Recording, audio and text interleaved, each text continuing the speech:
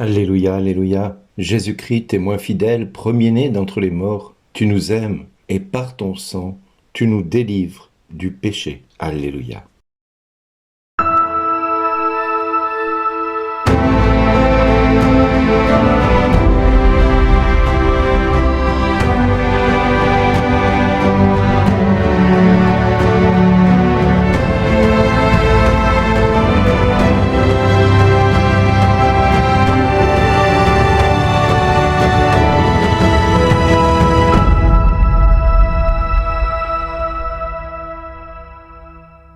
Aujourd'hui, le message vous est adressé par Bernard Dille. Bonjour les amis.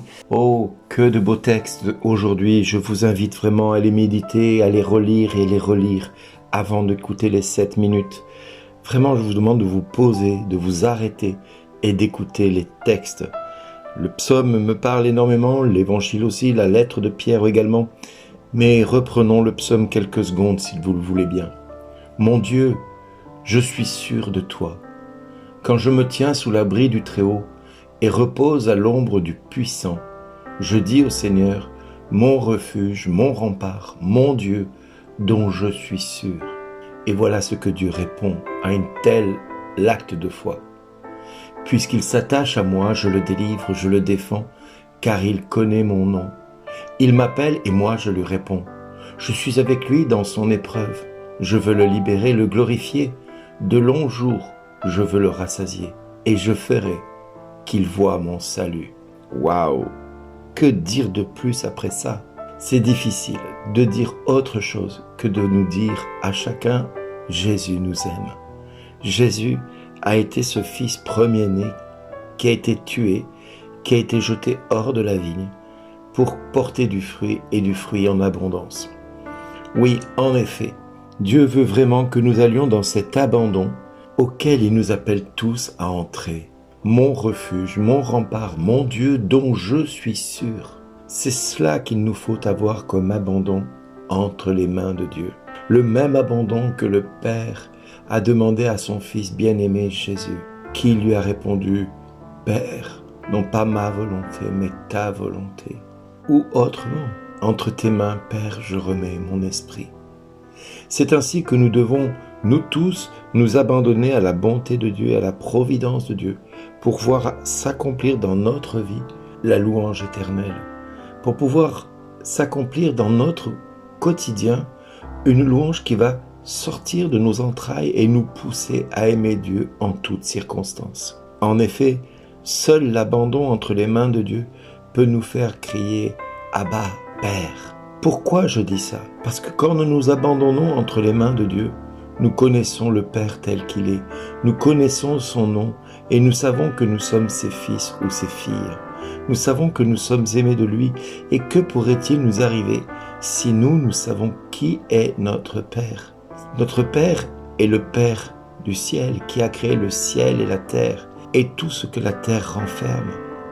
Il voit nos vies du quotidien parce qu'avant qu'un jour ne soit déjà dans le sein de notre mère, depuis toute éternité, il nous connaissait. Il avait des projets d'amour pour nous. Il nous chérissait. Il voulait pour chacun de nous que nous allions et que nous portions du fruit. Pas pour que nous puissions dire « Ouais, Dieu nous utilise à des fins, on va dire mercantiles ». Non, Dieu n'en est pas là. C'est l'homme qui pense ainsi. Nous avons tous en nous cette grâce divine, cette part divine, être tributaire de sa bonté, être tributaire de sa générosité, être tributaire de cette fidélité qu'il nous porte, envers et contre tout, quand bien même nous sommes infidèles. Les amis, aujourd'hui, nous avons tous en nous cette grâce divine, cette part divine qui nous peut nous faire crier à Dieu le Père, Abba, Père. Si papa, parce que Abba veut dire papa, si Abba, qui est notre Père, est pour nous, que pourrait-il nous arriver?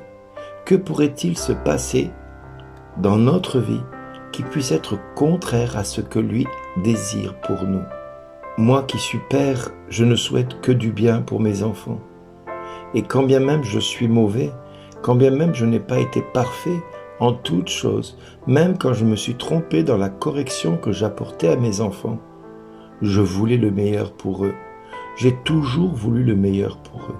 Alors imaginez, moi qui n'ai pas été capable de créer autre chose que l'instant présent avec mon péché, c'est-à-dire l'instant présent de mon péché, c'est ça que nous pouvons avoir dans notre quotidien. Mais cet instant présent, il est dans les mains de Dieu. C'est lui qui le permet, c'est lui qui me donne de le vivre, c'est lui qui m'accorde cette grâce d'en avoir conscience. Et à côté de ça, il va se manifester et il va me permettre de prendre conscience que je suis pécheur, que je ne suis pas capable d'aimer mes enfants comme il le faut, mais lui va me donner la grâce de me repentir et d'attendre de lui la grâce de pouvoir les aimer comme je le dois.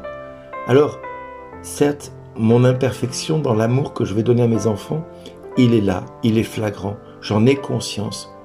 Mais le Dieu qui est tout-puissant, qui a créé le ciel et la terre, nous aime infiniment plus et lui ne commet pas d'erreur.